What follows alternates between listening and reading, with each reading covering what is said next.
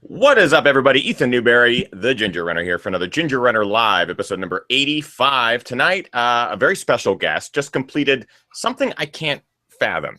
A 7-day stage event running from the Grand Canyon, basically across the desert. We're going to talk to Jeff Pelletier tonight all about the Grand to Grand Ultra stage race that he completed and finished in 4th place overall in his very first stage race, which is just incredible. And that occurred this last week. So we're going to talk to Jeff tonight all about that, as well as talk about Wonderland, brand new film dropping tonight, tonight.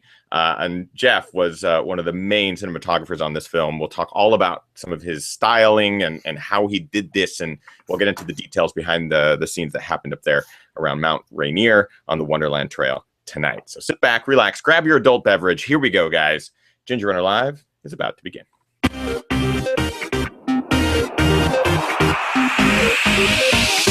Ginger Runner. Yes, what is up, everybody? So excited about tonight's show. It will be, I don't want to call it an abbreviated show because I think we're going to go regular length. I always say it's going to be short and then we go long. We're going to do a regular length show tonight, but there's a couple little tweaks and polishes that I need to do to Wonderland, the film that I'm dropping tonight. So I need to do those before I can render and upload for all of you to enjoy it later. But tonight, at the end of this show, I will be showing you the first, I believe it's 8 minutes. I will be dropping the first 8 minutes for you to watch during this live stream. So you want to stick around to the end. And the reason I'm talking about Wonderland on tonight's show is because my guest was a huge part of creating this film. And we're going to talk to him about that, as well as his recent 4th place finish at the Grand to Grand Ultra, which I can't wait to talk about. My guest tonight, let's welcome him. Let's give him the round of applause. Just myself clapping for him. Mr. Jeff Pelletier. What's up, Jeff? How are you, man? Hey, good. Yeah, long time. It's been a long time. Yeah, I was gonna say it's been a couple of weeks. We've been emailing back and forth, but you've been in the desert for 7 days straight. Yeah. What was that like? Yeah, it was pretty epic. And you know what? It was I had no. It might sound weird, but having no internet access made it feel that much more remote and more like it felt like we were out there a lifetime, and yet it kind of went by really quickly. So yeah, but it's good to be back and have it in the bag. It was hard work. Yeah, I can imagine with something like this, and we'll talk about it tonight, going from regular life, everyday work, apartment, city life, driving a car, to spending 7 days. I can't wait to find out exactly how you did it, but surviving in the desert, because you are packing everything on your back, and you're racing every single day. We're going to talk all about it, but we got to talk about beer, because both Jeff and I enjoy a good adult beverage, and Jeff earned it this week, and I'm celebrating the completion of Wonderland. So, Jeff, what are you drinking tonight? I'm drinking a Saison from Four Winds, which is a local brewery in Delta. Really good local craft brewery. This is an excellent Saison. So, what do you got? That is an excellent Saison.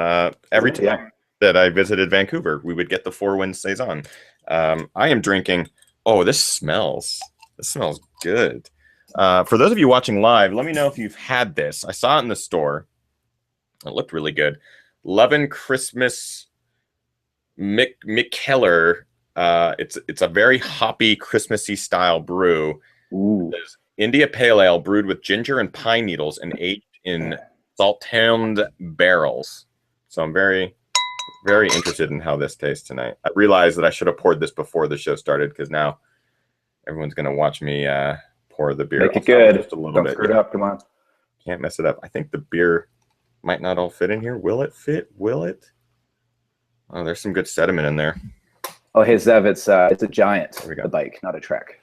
Oh, we can see the bike in the background there. Yeah, it's a Giant. All right, Jeff. So tell us a little bit about why you signed up for the Grand to Grand Ultra. What exactly is the race? What was your draw to it? I'd never done a stage race before, so it was my first one. I wanted to see if it was something I liked, and well, it was, but I had no idea whether, going longer, or rather doing distances I'm used to, but day after day would be something that would appeal to me. I was asked, or I had the opportunity to go down and run alongside a friend who was going down, and a company I'm an ambassador for, Life Straw, is a sponsor as well. So it just seemed like a good race to go down and try out. Grand to Grand is the only, or the first and the only self-supported staged race in North America. So it's, you know, it's cheaper than going over to Europe and trying MDS or something like that. So it seemed like a logical one to try out. Yeah. We've had Megan Hicks on the show before talking about Marathon des Sables, which is a similar sort of endurance event, staged race. And it just, based off her stories, it sounded terrifyingly incredible, life-changing. Yeah. Is that what you anticipated with this race, and did it meet your expectations? Yeah, I've done some trekking before. I've done treks that were 7 to 12 days. I'm used to the idea of having a single objective, and I really love that. Immersing yourself in one thing, whether it be climbing a mountain, making your way along a route through a pass, whatever that is. You have one objective every day. You're resting for it. You're eating for that objective. You're waking up. Literally nothing else matters for an entire week. You're immersing yourself. So I wanted that experience, but in race form, where every day I was just living and breathing that. Nothing else mattered. Literally, we were getting some emails coming in that were being printed off. We had sort of somewhat some access to the outside world, but unless a family member was sick, nothing else mattered. My business was, taken care of.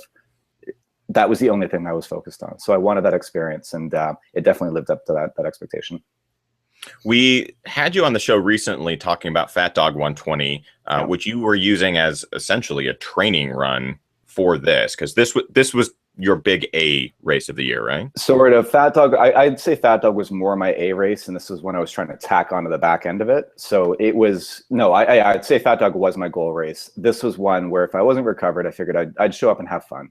I'd go and run. And I knew I would know by day 2 or day 3 how my legs were going to feel. And the cutoff times are generous enough that, I could go and kind of just like jog it out if I had to, and just go for the experience. But fortunately, I was able to go and race and actually perform every single day and feel stronger and stronger as I went. So I made it a secondary A race, but I think Fat Dog, I would say, was my A race for the year. Yeah. That's pretty great. So you completed Fat Dog 120 this year, which we talked about on a previous episode. Go back a couple episodes if you haven't seen that one yet. It's great. Jeff really underplays the fact that basically everyone almost died because it was really terrible storms. But I feel like that must have prepared you for the unexpected when you're training and when you're preparing for a completely self-supported endurance event such as Grand to Grand. As your first one, did you go to people who had done this one in the past or who had done other stage races? Did you go and seek as much advice and help as possible leading into this? Totally. I did a lot of searching online for race reports. I read a lot of race reports from the last few years. This was the 4th year, so I had the benefit of being able to go back 3 years and read about that. I spoke to Jen Sager. She hasn't done this race, but she's done similar races, I believe MDS, and she's one of the coaches for G2G. So I know her from just the local community, so she was a great asset for me. And then other friends who have done stage races. I tried to pull all the information I could and kind of make sense of it and make my own plan kind of out of that. So, and actually, I have a great coach, Mike, at the Peak Center for Human Performance here, and he's done a lot of not stage racing, but he's done a lot of adventure racing. So he was a great asset as well. That's awesome. P.S. Everyone, this beer is fantastic. This is very good. The description on the bottle doesn't really work. It's a little bit different than that, but it's very, very good. If you were watching live and you have a question for Jeff during the show, jump into the chat room, let us know live, because both Jeff and I are keeping an eye on the chat room. Zev was in the chat room, and he was saying that a self-supported week in the desert sounds amazing. I tend to disagree just because I do terribly in the heat. I melt like an ice cube. What was the weather like? It was hot. It wasn't actually. It was hot. I want to say it wasn't as hot as I expected, but I think it's more that I dealt with it better.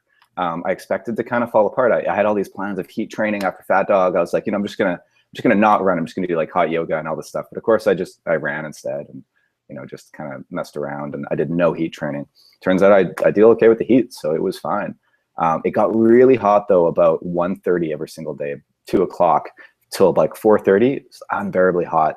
And fortunately, every day but the long stage, we'd be done, us lead runners, by about 1 o'clock. So we'd kind of be finishing right as it was getting really hot. But for everybody else, this is one of those races. It's kind of like Fat Dog, where if you weren't You know, in Fat Dog, it was cold. If you weren't moving fast enough, it was that much harder if you were walking instead of running.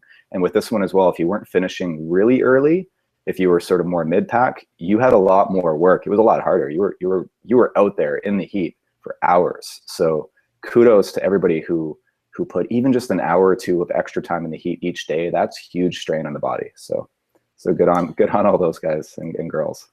Absolutely. And I believe you mentioned this already, that their finish times or the cutoff times are pretty broad to allow people to suffer all day and still finish the stage. Yeah, and it becomes part of the strategy, I think, for some to try to get some fast running done early in the morning when it's cooler out. Definitely for me it was, because I'd feel great in the morning. And, you know, you try to bang out 10K an hour or whatever it might be to get, you know, halfway through the course before it gets too hot. And especially for something this race is 6 stages over 7 days, but most people took a day and a half or so to do the 50-mile stage. It turns out that, you know, you think, oh, 50 miles, what's that, 7-8 hours?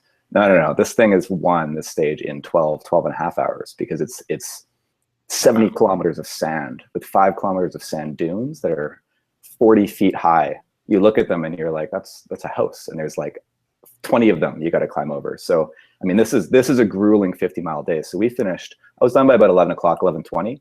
So I had the entire night and the next day to rest, which was huge. Whereas some people were coming in at 3 p.m. the next day. So they had to, you know, a few hours to kind of eat and go to bed and then get up and do it all again the next day. So again, it's another one of those things where sometimes running faster in these things, it gives you more time to recover, but you got to balance it out, because you don't want to be going, you know, faster than you can safely go and keep doing it day after day. We've got some great questions in the chat room. I'm going to kind of pull some of these aside because I feel like we're going to get to them in some of the discussion. For example, how did you deal with water? It's in the desert, so how did you deal with that? And I believe we'll get to that. I want to kind of set up exactly what the Grand to Grand Ultra is, how many total kilometers, what is each day, kind of give us a description of the race itself, Jeff. Totally. Okay, so I have some notes here to make sure I get it right. So it was 7 days, 6 stages. But again, that third day is the long day. That's sort of technically a 2-day stage. It starts off roughly 50K. So right off the bat, a 50K race. The next day is a marathon. The next day is a 50-miler. You have 2 days to complete that. Then you're doing another, I think it was roughly a marathon, again a marathon, and then again an 18K, which is sort of more of a victory lap. That last day tends to be, and I'll talk more about that after. But so I mean, you're right out of the gates, you got a 50K day and your body is destroyed from that first day, and you just have to do it over and over again. It's 273 kilometers in total, 170 miles. They have a new challenge, the Grand Challenge this year that was introduced, which is 108 miles, 173 kilometers. So that's if you don't quite want to do the full distance, but you're still doing 6 stages over 7 days. So it's nice to be able to, you know, where we'd go maybe 5 checkpoints, they would go 3 checkpoints and stop. Definitely a great option for anybody who wants to try this as their first stage race. Maybe not go the entire distance. It starts at the north rim of the Grand Canyon, so you have this beautiful view overlooking the Grand Canyon. If you've never done the rim to rim to rim run, 46 miles, I'd highly recommend it. I have a video on my YouTube channel about that. And we run north from Arizona into Utah, crossing state lines, going through sand dunes, up sandy road, lots of sand. Basically, sand is kind of a recurring theme. Slot canyons, cactus fields, and eventually ending up at the Grand Staircase in Utah 7 days later. There's elevation, but it's not a mountain race. It's not like Fat Dog or UTMB. I can't remember offhand what the elevation is, but you're usually dealing with somewhere around 700 to 900 meters per day of gain. So, you know, it adds up. Yeah, you get a few thousand meters over the week, but this is a running race, not a climbing race. So, I mean, picture, you know, 5-hour 50Ks basically day after day. You know, not a lot of hiking, not a lot of chance for that. It's, as I mentioned before, this is the 4th year, and you carry everything except for a tent and water, which they provide at checkpoints along the way. So basically, in the morning you get a ration similar to MDS. You know, you might take 1.5 liters. You have to carry at least 1.5 liters in terms of capacity, and then every sort of 8 to 10K is a checkpoint where you can refill with 1.5 liters. And then at the end of the day, you get 4.5 liters for washing, drinking, you know, all that kind of stuff, as well as hot water. This is the one way that it differentiates it from MDS. MDS, you have to actually carry your own stove. Here they provide hot water, so it's one less thing to carry. Having said that, a lot of people who were there, and there's a surprising number had actually run an MDS, Marathon des Sables, in Morocco, said that this was actually harder than MDS. It was harder in a lot of ways. So wow. Yeah. So great questions going on in the chat room. We basically had a flood of good questions. Were there any stages that you were most concerned about, Jeff, going into this, knowing like the first 2 days I'd be fine, the third day was going to be the challenge? Like, how did that affect For you? any stage race, it's all about the long stage. So there seems to be a pretty consistent format where there's, roughly 40 to 50K days, and there's always a 50-mile, give or take, 10% day. That seems to be the format. A lot of stage races have that as the 5th day. This was as the 3rd day. So you're doing a 50K, a marathon, bam, 50 miles. So for me, coming off Fat Dog 5 weeks ago, 120-mile race, I went a little off course. It was even longer. I wasn't quite recovered, and I was warned by a lot of people that maybe that wasn't quite enough time. I had no idea how my body was going to be holding up, but I knew I would find out on that 3rd day. I was going to get halfway through and either have legs or have nothing. So that day kind of scared me, and for a lot of people, that day, that basically was the halfway point. Halfway through the 50-mile run, you were roughly halfway through the mileage for the week, and roughly, in terms of time as well. So that was kind of that's the point where you knew how your week was going to go. And once we were done that 50-mile stage, everybody kind of breathed a sigh of relief. There was a noticeable, relief in the camp and change of mood. I think in terms of the DNF rates as well, that tends to, after the 50-mile stage, I believe there tends to be very few DNFs at that point because you've kind of got it all behind you. So yeah, definitely it's all about the 50-mile stage. Do you know the finishing rate of the race at all? I think there was, off the top of my head, there were 119 starts and maybe 20 DNFs, give or take 1 or 2. So not too bad, actually, right? Yeah. What happened this year, though, is a lot of those were on the 1st and 2nd day, surprisingly, whereas typically they're on a 50-mile day. I think we had half of those on the 1st day alone because it was so hot. So that was surprising.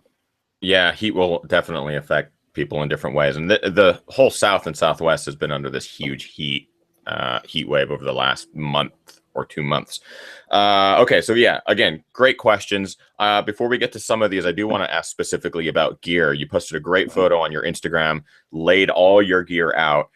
What did you essentially carry, pound-wise, gear-wise, calorie-wise? What was your goal for this? Okay, so my goal was light and fast. That was my strategy going into this. I did no special weight training. I do strength training, but nothing in terms of extra upper body. I did no running with a pack, which I knew could potentially hurt me. I definitely recommend training with a pack. In fact, I got my pack a week before the race. I got my sleeping bag 3 days before the race. I got my running shoes the day before I flew out because I realized that I didn't actually have a pair set aside like I thought I did. So I had to order a pair in my size. So my goal was light and fast, bare minimum. I ordered the lightest sleeping bag, the Western Mountaineering Summer Light that you can get, the lightest, most compressible, the lightest sleeping pad, the Neo Air, the lightest down jacket, which is an Arc'teryx one, that's a local company here, and everything else. Well, I use Solomon, so everything else is Solomon gear, which is all really light by nature as well. I got a great 20-liter pack from Solomon, the new, I think it's the AW20, the Agile, which is a waterproof pack as well. Really great pack, turned out to work out really well. Basically, I knew from having done Wonderland Trail last year, and I have a video on that as well on my YouTube channel, that, when we researched that a lot, and that's kind of where my fast packing experience comes from. I knew it was basically 20 pounds and 20 liters max, or you're not running. If you have more, so it's not just about weight, it's about density and how it sits on your body. So people make a mistake, I think, of putting stuff all over, and there's stuff hitting their back, and there's stuff on the sides. Their pack's not even. You get weird chafing. So it's not just about weight; it's about weight distribution as well. 20 pounds, 20 liters, in my opinion, is the most. My goal was 15 pounds. So I got it down to 15 in a 20-liter pack with a little bit of room to spare so that it would be comfortable, plus water. And of course, water, a couple pounds or so at a time. So yeah, 15 pounds was my goal, and I managed to get it down to that. No poles. Normally, I would use poles when wearing a pack, but that's for mountain racing. This is all running, and on flat running, poles I find get in the way. So I use no poles in this one. Now, what about calories? Because I know you were very, very succinct in your calorie distribution. Calories. So there's a minimum of 14,000 or which works out to roughly 2,000 per day of calories for the week. And that's the same no matter how much you weigh. So obviously for some that works out better than others. I figured to go a little bit higher than that. I ended up at 15.5. One of the biggest lessons I learned was that I need more than 15,000 calories in a week. I was at the end of the 50-mile stage and for the rest of the week, all I could think about was food. All I could talk about was food. My teammates were like, last thing I said at night was, oh, I'm so hungry. And the first thing I said in the morning was, I'd have my breakfast and be like, I'm still hungry. This is ridiculous. I need, I think, closer to 18, maybe 19,000. I might even recommend 20,000 if you're somebody who weighs 170 pounds or something.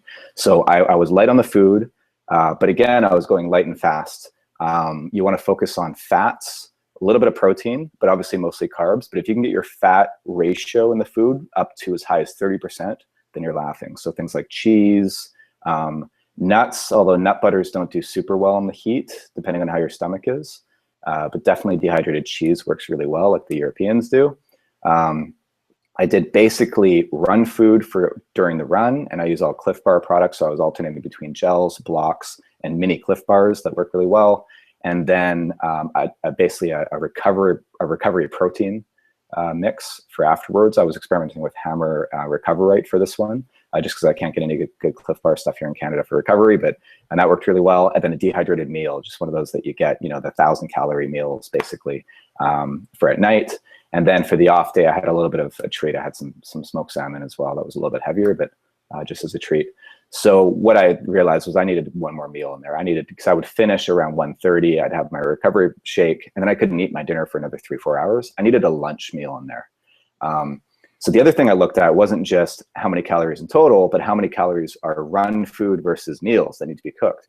Because if I'm going to be running a 50K, I can't stop and cook. So I needed 5 hours of actual run food. So it's balancing out your hours of run time. So I had a spreadsheet of calories per day, hours of running, and how much of that was actual run food versus how much was recovery and then meal food. And of course, the risk there is that I had my 50K not taken 5 hours the first day, but taken 7, I would have been off from the start. Had my 50-mile day taken more than 13 hours, had it taken me 16, I wouldn't have had food. I would have had to stop and cook a meal. So I was on the line in terms of weight, calories, and hours of running food. I experimented with powders on this one. I used like a Carbo Pro or something like that. I found that too cumbersome. It was too much work to stop and mix powders and have to think about, drinking for the sake of getting your calories in. It was just too much effort. So I would recommend keeping it really simple.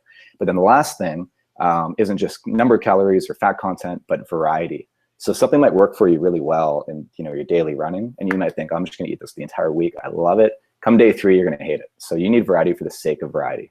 And so that's something that I read consistently in race reports. People end up trading food and trying to find other stuff. I have a solid stomach. I can actually eat anything. I think my body knows when it needs something, and I never get sick. I never, I had no problems at all. But there were some things I was getting a little bit sick of, like gels. Come day 3, I was getting a little bit sick of. So I'm glad I brought some other stuff as well. I even brought some trail mix in there just to mix in on the 50-mile day. So there's the common equation I abide by, a lot of other ultra runners abide by, where you want to take in a certain number of calories per hour. So it depends on who you are. It could be anywhere from 150 to 350 calories per hour, or what your body will allow you to take in. In this case, if you're running a 50K for 5 hours, that's 1,000 calories of your entire day right there, if you're going by that equation. Dan asked a great question in the chat room about, did you adjust your pace knowing that you would have to take in a certain number of calories each day? Essentially, did your pace change because your calories had to change? No, my pace was only dictated by the volume of running I would be doing, but I didn't think about calories. What I did think about, and going back on what I just said, that if my 50K a day had taken 7 or 8 hours, I would have been doing it at a slower pace, which would have meant I could have changed my caloric intake rate. So I was planning on taking in about 150 to 200 calories per hour, a little bit less at the beginning, more at the end. Of course, if I was walking slower, if I was injured, I wouldn't need that many. I could have taken 100 in per hour. So I could have made my food last longer. So no, I didn't run based on caloric intake. Although having said that, I bet you my pace was dictated by the amount of calories I was taking in. Had I taken a couple thousand more calories, maybe I could have run faster, which I think is just, it's a gimme, right? So. Right. And Kimasabi brings up a good point in the chat room here. You went into this race very well prepared, with a very kind of structured idea of what's going to happen when, what you're going to take in at a certain time, or what's going to be dictated by what. But he has brings up a good question. Would you change anything? Would you do anything differently going back to the same or a different stage race? I think just bringing a few more calories. I think an extra 300 calories a day, maybe 100 or 200 more calories on the run, and then an extra maybe 200 to 300 calories as a small snack after my, a small lunch after my protein shake, and I would be fine. I wouldn't want to change the weight too much, maybe going from 15 to 16 pounds, but I wouldn't want to go too much higher, because that I really believe allowed me to be successful given where my training was at. With the lack of training with the pack, I just don't think I could have run with a larger pack on. So I think I did what I had to. And with where my fitness was at, I had legs, but I didn't have the upper body strength that some of these guys, hearing what some of the training that people did for this, I was underprepared. I was ill prepared. I was researched. I was super prepared on paper, but I didn't train specifically for this race. That's something I would do differently as well. Is do some proper training, some heat training, some strength training, and a lot of training with the pack on, for sure. But what I find interesting is, despite the lack of preparation, as you might call it, you cranked through these days, getting progressively faster, it seemed like, each day, to finish overall 4th place with a cumulative time. It's just insane, Jeff, what you were able to do. At what point during these days did you go, I'm in contention for a podium spot? Or was there a day that you're like, today is the day that I want to race? So that's what I love about these stage races now, or what I've discovered I love, is that there's strategy. The strategies over the course of the week. So I realized the first day is about sussing out the competition. Everybody goes out super hard. And I think I started out in like 15th place, and for the first 20K or so, and I slowly chipped away and kind of got a sense of who the other runners were. And by the end of that day, I finished in 4th. And that, for me, that set the bar. I knew, because I didn't run that hard on that first day. I ran within my comfort zone. I knew I had to do it again the next day. But that told me that, okay, I can hang in top 5. There's some fast runners here. Mohammed, he won the last 5 Marathon des Sables. And Tommy, he won the Yukon Ultra, where you pull a sled behind you for, hundreds of miles through the Arctic. I mean, these guys are serious athletes. And there were tons of other runners from Europe who I didn't know who they were, and all, but they look super strong. Everybody's geared out. Everybody looks strong. Everybody's running in super good form. But that told me that I could hang. And then the second day was about kind of, making sure it wasn't an accident. So the second day I came in 4th again, and same thing. I hung back, slowly worked my way up. First day I was dealing with a bit of a hamstring strain that I've had all year, because I've been running through these injuries. It slowly, it let up, and I was okay. I got through that day. But the next day, my other leg started giving me problems, and sort of my hip flexor started feeling really tight at first. And I'm like, oh man, this is probably from fat dog. This is residual. And I'm pretty sure I remember having this pain a couple of weeks ago on one of my recovery runs. I might have strained it. I might have been pushing it a little bit hard.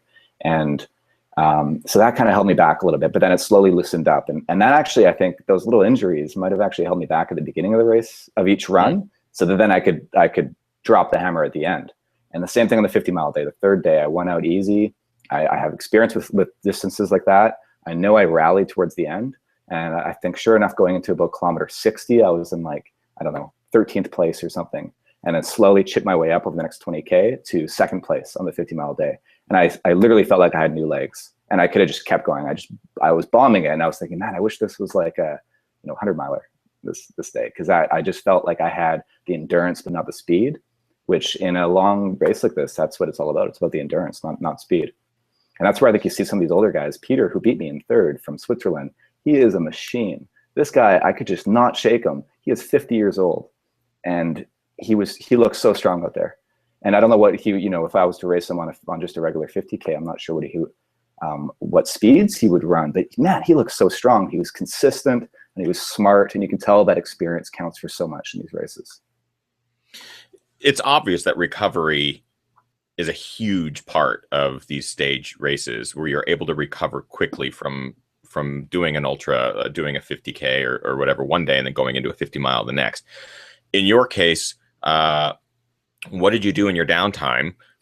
Did you just relax, kick your feet up? Did you take supplements? So number one, I'm going to write a blog post about this. My race report is going to be lessons learned on stage racing. Number one, it's all about the recovery. It's all about the recovery. There's a great these races have this amazing camp vibe. It's a family. Everybody gets to know each other. You know, by day 2, day 3, everybody knows each other, and you're really rooting for each other. You hate to see anybody drop. It's so much fun, but at the same time, you have to take care of yourself. You can't be sitting by the fire hanging out all night. You spend a little bit of time doing that, but you gotta be recovering. Mikkel, who was there, and he won the 2014 race. Really nice guy, really helpful. He was marking the course, and I think he was course director this year. Best advice he gave me was you come back from your run and you take care of yourself. You stretch, you put your feet up, you have your recovery shake or whatever that is, and you have a nap. That's it. No sitting around and talking, those things. Stretch, you know, stretch, feet up, nap, recovery nap. And then you get up and you walk around a little bit, you eat some more, and then you rest again. And then you get up and you eat again, and then you rest again. And that's what you do, eat, rest. And you go to bed as early as you can. So we were in bed at 7 o'clock every night, and we'd wake up at 6. I've never slept so much in my life in that entire week. I slept, with a nap, I would be sleeping like 12, 13 hours a day. It was great. And when I wasn't sleeping, I was just laying on my back with my feet up. It's all about the recovery. It's all about the rest. And that's the number one thing. Did the sand cause any sort of blistering or chafing issues? People wanted to know that too. I didn't have a single blister this week, but I never get blisters. So I don't know. I shouldn't say that. The sand did cause problems with my one toenail, because the one day, I think it was the 42K stage after the 50-mile day, I got a lot of sand in my shoes, and I just refused to stop and take my shoes off again. And so I was on the downhill, I was jamming, and it got under my toenail and pressed it up, and then I stopped. And I had to drain my toenail blood after that. I think I'm going to keep it. I think it's going to stay on, but we'll see. But other than that, I had no actual blisters between my toes. But I never get blisters, so I don't know if that's just, I'm just lucky, or a lot of people got a lot of blisters, and they had a great medical team who was helping to take care of everybody's feet. Some people had their entire bottom of their foot was blistered. And my mentality is to always downsize in your shoe, or at least stay in your regular size. A lot of people upsize. I think that's wrong. I think you're going to slide a lot more. Having said that, in the heat, some people's feet expand, whereas mine don't. So you want to leave room for that. But for me, I downsized half a size, and that worked really well. Kept the sand out. I wasn't sliding around. I got no blisters, and that was in the Salomon Sense Pro, which is what I wear for all my long runs. And it's just an awesome shoe. I get no problems with it. I had no actual injuries aside from the little kind of strains that I mentioned that I kind of came into the race with. I had some chafing on my shoulders, and I had some chafing on my back from my pack, which on day 2 I basically got wrapped up, got taped up. Didn't have a problem with it again. So there's things that you kind of take care of in advance. And of course, I lubed up, all the sensitive areas between my toes like I normally do. I don't think I had a single problem. I had no GI issues. I was really consistent, which obviously helped me. I got lucky in a lot of ways with that.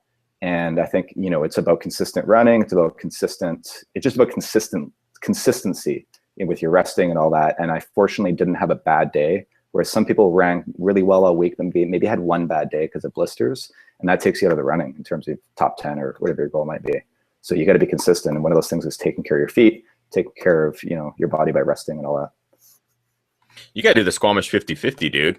Oh, I know. You know what? It's a micro stage race, but I would have done that more than that, because Fat Dog was potentially going to get canceled this year, right? With the forest fires. So I was thinking about 50-50 if not. But did you lose weight, gain weight, or anything like that? Oh, I think I did lose some weight. I still hadn't recovered my weight from Fat Dog, unfortunately. So I went into this under my normal optimum weight, and I didn't actually weigh myself right before, but I'm pretty sure I lost a few pounds and down a few pounds. I have some ribs showing where I don't normally, and so I got to work on that. So I got a lot of ice cream to eat. I'm going to take Tommy Chen's advice, which he said when he prepared for the Yukon Ultra, he gained 7 kilograms by eating ice cream, basically.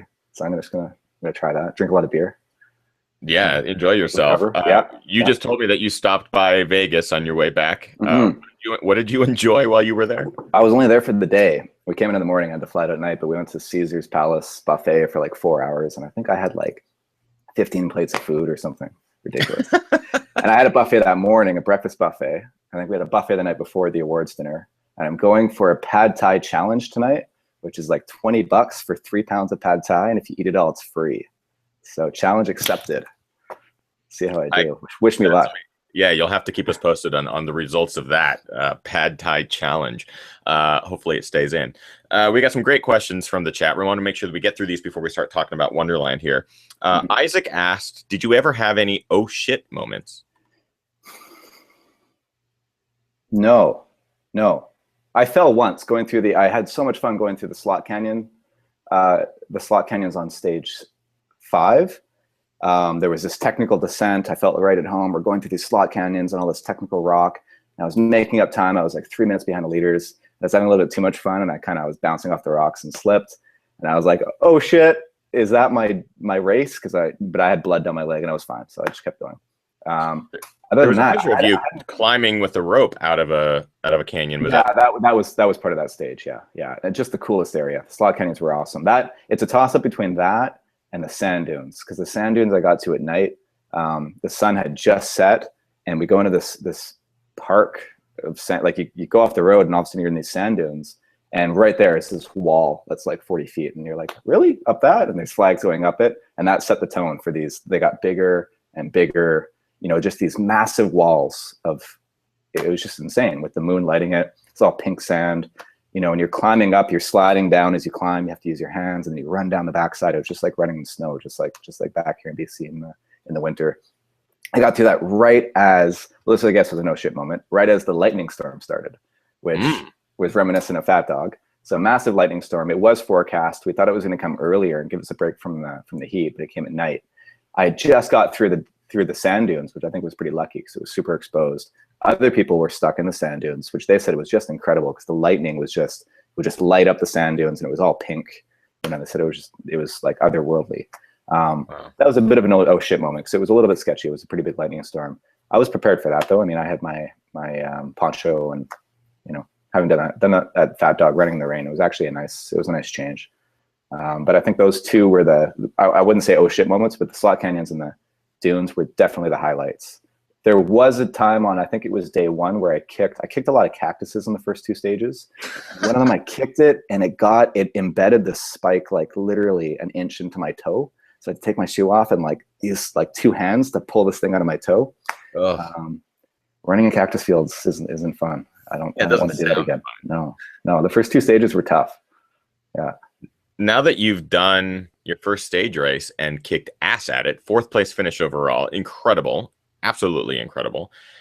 Are you taking anything away from this? Did you learn anything that you can apply to your 100 milers, to your other ultras that you're going to do? Is this something that you want to do again? Yeah.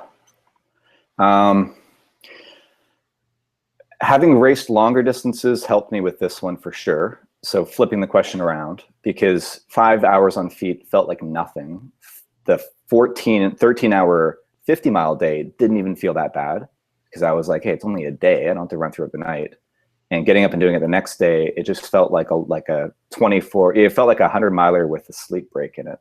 So I think definitely getting experience. Some people in this race had never done a 50-miler before doing the 50-mile in this. In fact, some people had never done a 50K. So I would definitely flip that around and say I would recommend doing much more than the distances in the staged race before you do a stage race, just so it feels like, yeah, I've done 50Ks, I've done 50 milers, I'll just sandwich them together. I don't know that having done a stage race is going to help me with my ultras because it's kind of different strategy, but I do know that it's so, part of the reason I like long distances is because I'm not the fastest runner. I don't like to have to keep the gas down, and I like to sort of think about things and have time to strategize, and you sort of yo-yo with people, and you sort of, it's more about long-term planning. And in a stage race, it's even more so like that. So you get to sort of say, okay, well, do I want to come in, maybe you don't quite push it at the end of the first 50K because you force the other guy to sprint to the finish knowing it's going to wear him out so that the next day you have fresher legs. And there's so many other layers of strategy on that. So I think that I definitely will do a stage race again, because what I like about ultra running, which is that longer term strategizing, is it's more so the case in stage racing. So I definitely will do another stage race for sure. If there's something that I've learned, it's that you, Jeff, you don't have oh shit moments. You have, oh cool, moments. When things start going south for normal people, even though ultra runners I don't necessarily consider normal, we're all a little bit crazy. When things start going south for you, it's almost as though everything is going north. Everything seems to be going just fine. I think that's awesome, and I think that's a characteristic that is going to get you far. Fourth at your very first stage race, Grand to Grand Ultra. Would you recommend it to others? Yeah, totally. It's a really well run race. The volunteers are amazing. Tess and Colin do an amazing job with organizing it.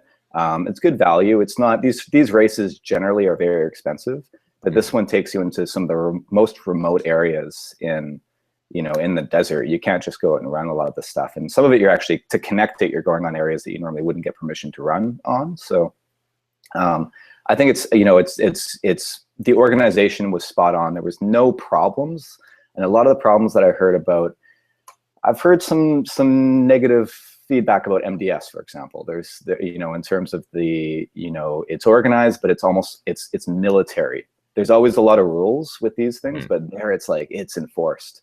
It's a little bit more relaxed than this one. It's smaller than the big stage races, 120 participants. You get to know everybody. It's more of a family. And I know they want to keep it small. They want to keep it to, a couple hundred. They don't want it to grow like MDS. I would say this would be a great, although very difficult, first stage race. I heard consistently that this was harder than MDS. I don't know that I want to bother doing MDS anymore. It's more expensive to travel further. It's bigger, and it would be a very similar experience in a lot of ways. So I might choose something else. Like Mohammed has a Trans Atlas race that sounds amazing. And there's locally Trans Rockies, which is catered, which would be a nice little vacation. I'll be there next year. Are you? Yeah. Yeah. Trans Rockies is on the calendar for Ginger Runner for next year. Awesome. Yeah, I'm thinking about it too. Yeah. I'll have to pick your brain so I can figure out how to beat you, which won't happen. There's a lot to get figured out between now and then. But I'm going to do a little segue here. This is going to be brilliant. You talked about napping in 100.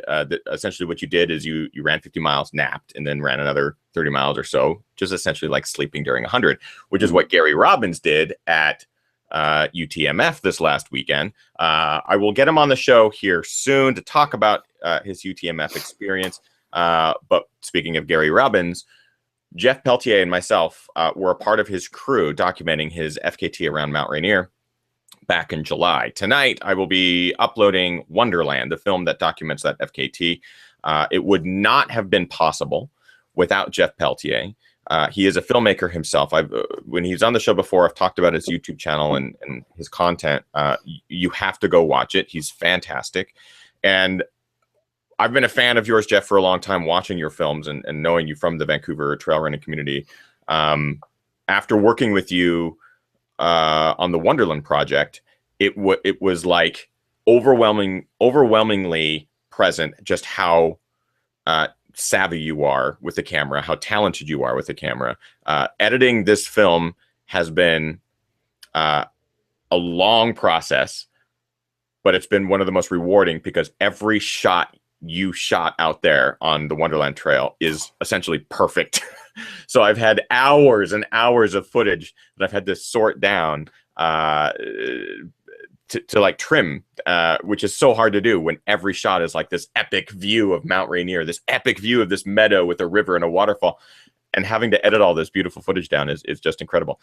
How long have you been filming running and trail runs and been a filmmaker in this business? Well, I've been a filmmaker all my life since I was a kid in high school. And I came out of high school and started doing it professionally. And I do video production. I do corporate communications and marketing professionally. So I run an agency in town that does that.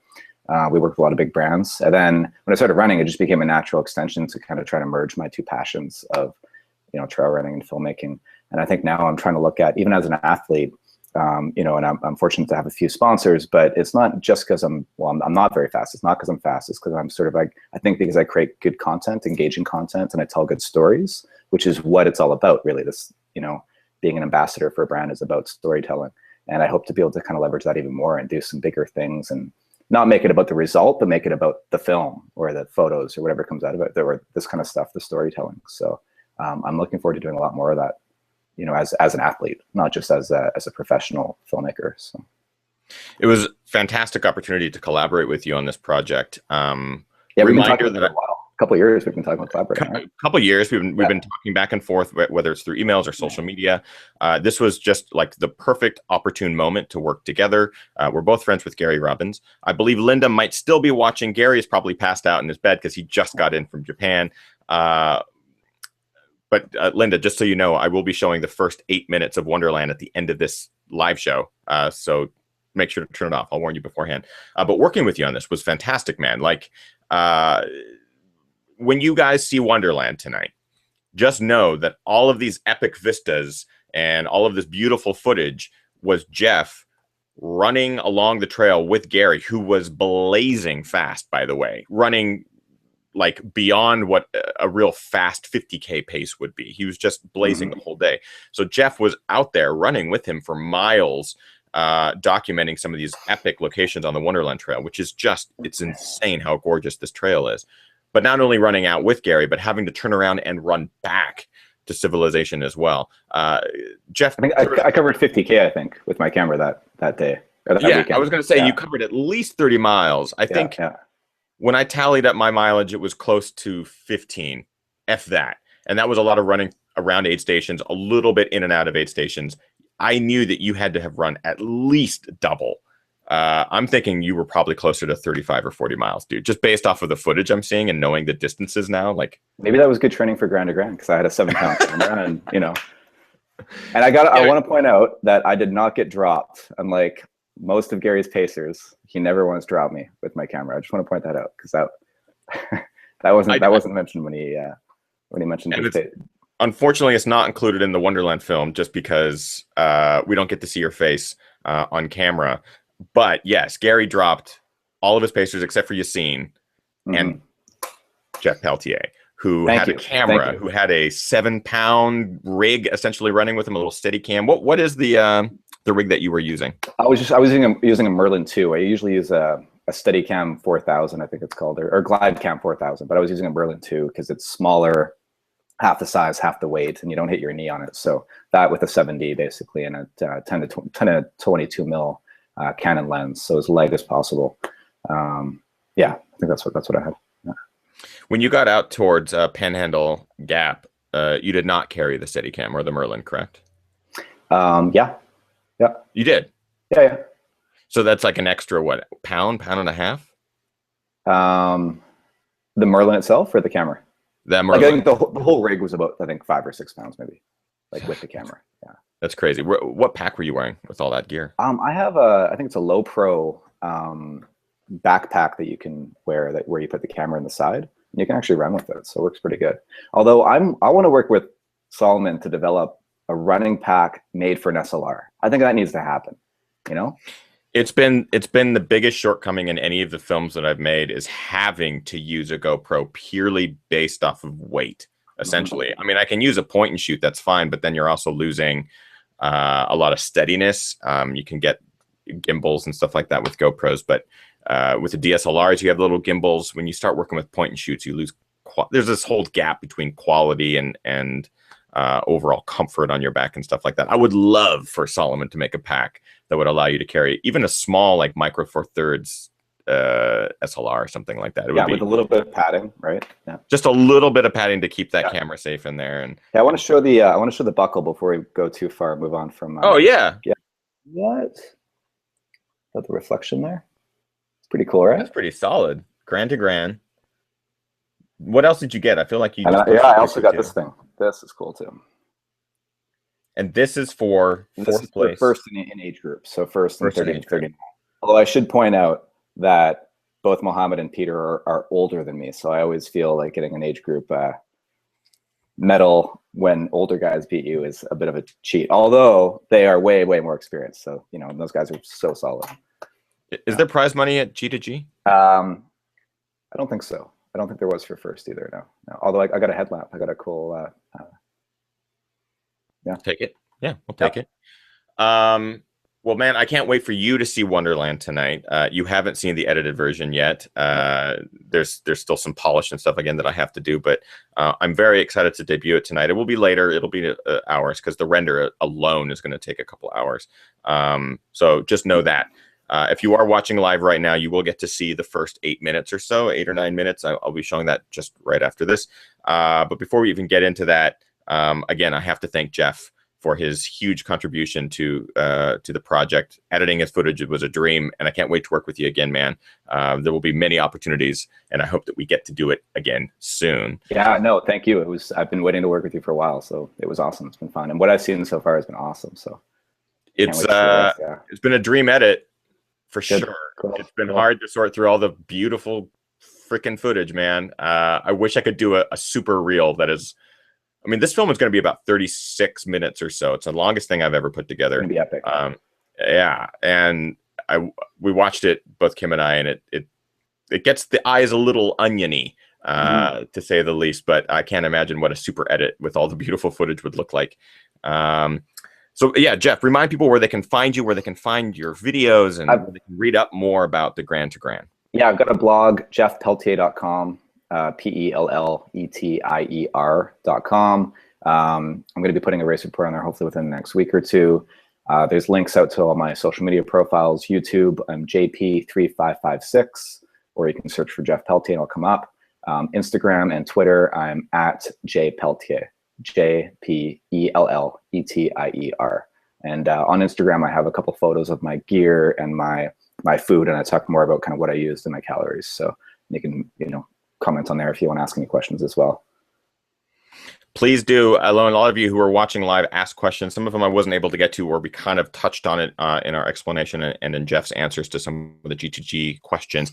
If you have a specific question for Jeff about G2G or about Wonderland or any of that, reach out on social media. He's extremely responsive. He'll get back to you. And especially now with everything fresh in his mind, coming right off of G2G to join us on the show, literally stepped off the sand and into his office to do this show. Ask him now, because it's all fresh on his mind, and go subscribe to his YouTube channel and everything like that. And that is it for the show, guys. I want to get back to editing Wonderland so I can get it up tonight. You're gonna love it, I hope. A lot of blood, sweat, and tears, literally from everybody, the entire crew that helped Gary get around Mount Rainier. He is just an incredible athlete. He had an incredible weekend, and I want to talk to him about that very, very soon. But yeah, this film, I hope, showcases the entire team, everyone that was a part of it, and Gary's just overwhelmingly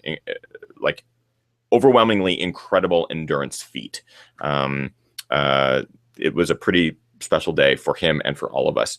So what you're about to see, I'm going to go to the post show, and the post show is going to be the first 8 minutes of Wonderland. Again, since this is a live show, and in the past I've shown clips and stuff like that during the live show, it might skip, it might, the buffer might jump or something like that. I'm sorry. Just know that Wonderland will be posted tonight, where you can watch it in all of its high definition glory. So if you don't want anything spoiled, I would tune out now. If you would like to watch the whole thing or the first 8 minutes, then stick around for the post show, because that is what that will be. And Jeff, thank you again, man. Really, really appreciate it. Jeff Pelletier. Thank you. Thanks for having me. I want to thank Solomon. I want to thank Cliff Bar. Please do. For helping me out on this one. Thanks to Colin and Tess, and to all the amazing volunteers. They were out there for hours and hours in the heat, in the middle of nowhere. I couldn't believe it. You'd roll in, they'd have the biggest smile on their face. So thank you to everyone and to all the other runners. It was an amazing experience. Looking forward to seeing everybody again next year at future races. And Ethan, thanks for having me. You got it, Jeff. 4th place, first in his age group, Jeff Pelletier at the Grand to Grand Ultra. Incredible feat. That's it, everyone. You know the drill. Subscribe across the social media networks, and of course, subscribe to this YouTube channel. And we'll see you next Monday at 6 p.m. Pacific Standard Time. Magdalena Belay will be joining me to talk all about You Rock, her incredible summer of victories. She's an incredible athlete. Can't wait to talk to her next week. And Jeff Browning will be joining us in the coming weeks as well, fresh off of his 3rd place at UTMF. Very excited about the future shows that we have coming up. So subscribe. And I got to find my mouse. Where my mouse go? There it goes. Stick around if you guys want to watch the first 8 minutes or so. If not, tune out now and save it for the full film coming later tonight. Thanks, Jeff. We'll see you guys later. See you guys.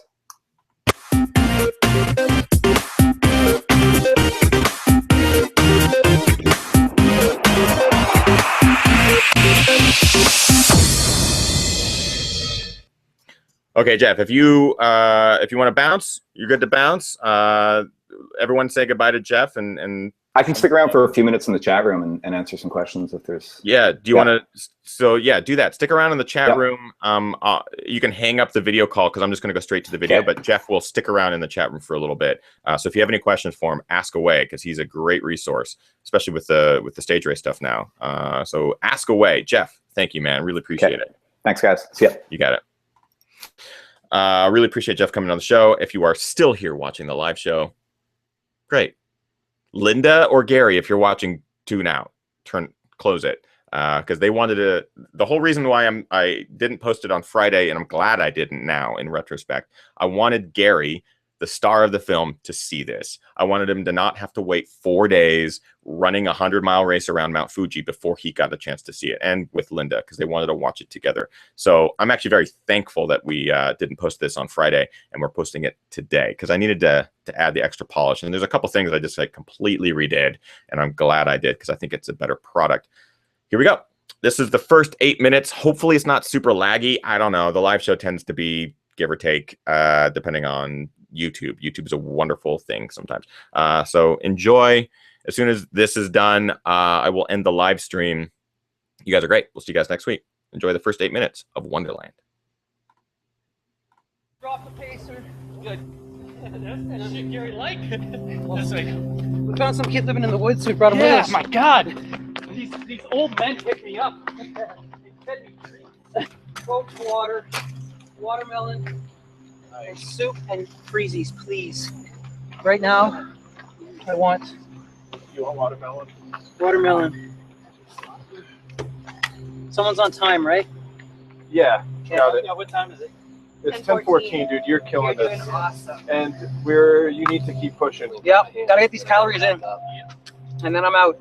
Feeling ready to be done. The climbs are a struggle, but I thankfully have a respectable power hiking pace that's keeping me alive right now. Only one minimal climb to go. That descent was amazing. We're at 5 minutes. Okay. We need to go. We gotta go back up and over that bridge.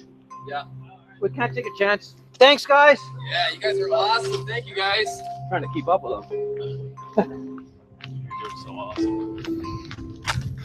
Gary, do you need anything else? Nope. You're killing it, man. Keep pushing. Thank you. I'll see you when you push. Yeah.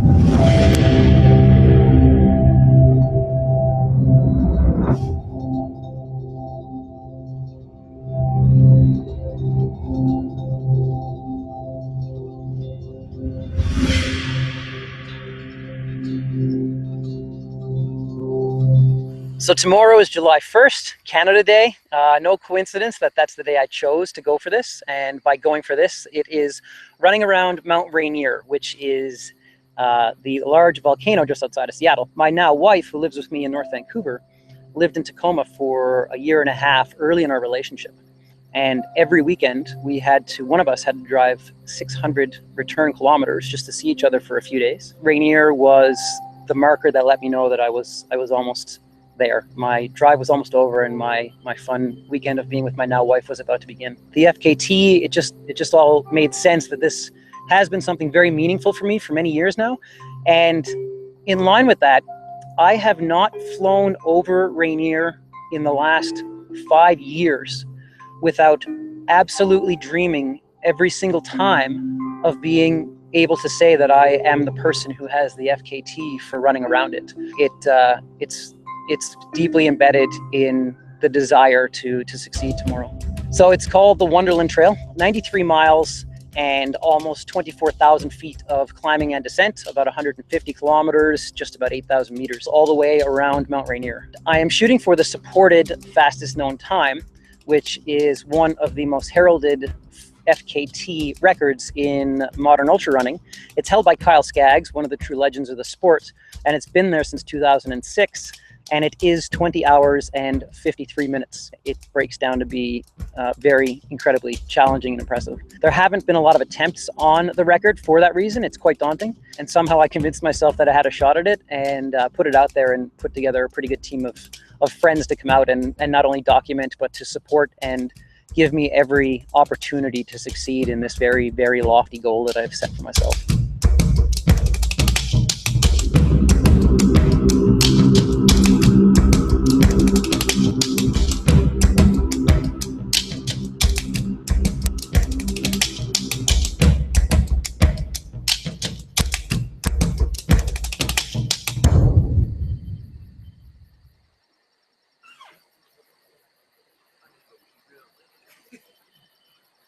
Morning.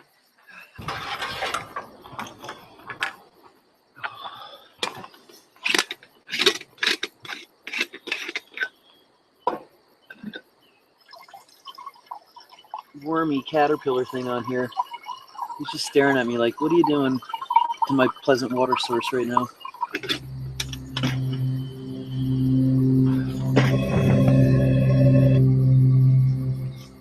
Camp in the climber's lot. You're supposed to go through the climber's lot and down to the river. Okay. Across a log. So yeah, That was a mile. so after, so Oh, you're wow. when we're together.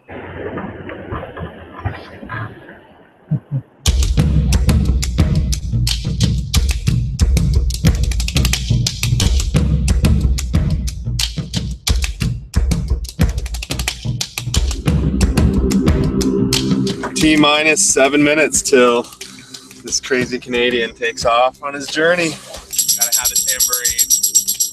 I never would have dreamed that we would have a team that is so selfless in supporting this singular goal for me. And that team involves Jen Love and Jeff Fisher, Willie McBride, who is one half of Animal Athletics in Portland, Yassine Daboon, the other half of Animal Athletics, Rich White, who's the race director for Cascade Crest, is going to head up logistics, Jeff Pelletier is going to help with some of the film work, Ethan Newberry, the ginger runner, who we all know and love, and his lovely wife, Kimberly Tashima. Yeah, I feel incredibly fortunate to have the support of so many very good friends on this incredibly challenging task. Like the drink. Yeah, it's kind of Really looks legit. I got to sit used to the camera. All right, this is it. Don't freak out. Exactly, yeah. I'll be back here in hopefully less than 20 hours and 53 minutes. All right, guys. Thank you very much. Nice to see you. Glad everybody's out for a part of this. Ready to go? Let's do it.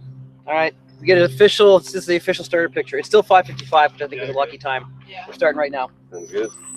Good luck. Bye, guys. Good job. Good job.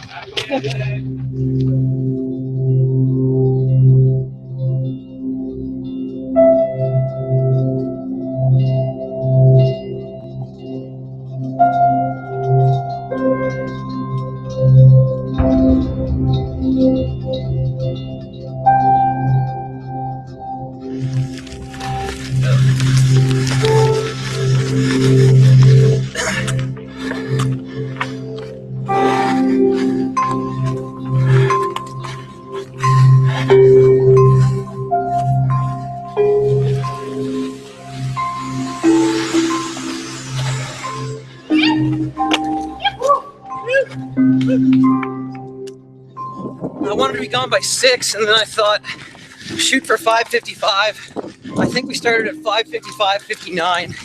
So, a bit of a scattered start in the morning, always is for anything like this. Given the size of our crew, I think that went as smooth as one could hope for.